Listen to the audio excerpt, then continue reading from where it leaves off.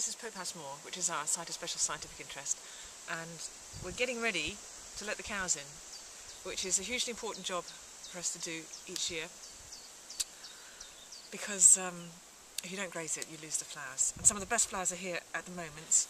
They're going over, actually. We've got a little tiny orchid down here. He spotted orchid, and a week or two ago they were like a carpet everywhere. And they're going over now, and we wouldn't be putting the cows in if they weren't going over. But they are, and so is the grass a bit. So if we don't get the cows in soon, they won't want to eat it.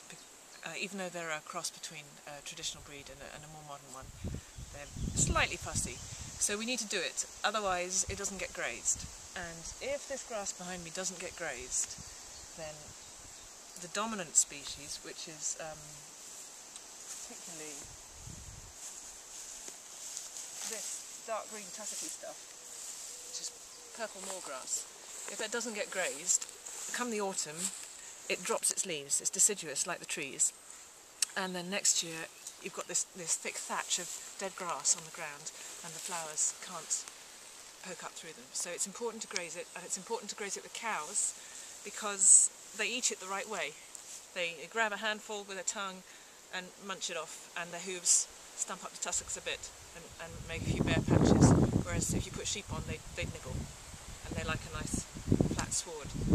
But they'll only be in here for about 2 weeks, if that, because we want it lightly grazed, and since we're not farmers we have to borrow them, and they're coming from the Higher Puncheon, which is about half a mile up the road from the farm shop. We do a swap. We lend them our bigger field to graze in the summer, and then when we need to put the cows in here briefly to graze this particular special bit, we can do that just for a couple of weeks. We couldn't do it, make it financially viable in more formal farming, and that's partly why some of these places, well, they're so scarce. In fact, this is calm grassland, that's what it's called, and it's more about the geology than the actual plants. But it used to be everywhere in Devon and Cornwall, and we lost about 90% of it over the last 100 years, and a vast amount of it, about half of that, has gone just between the mid-80s and the early 90s.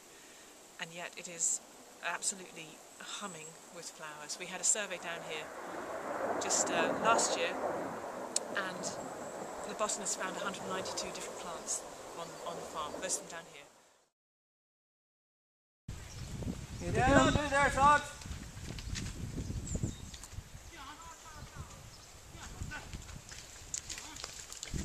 Go on, go.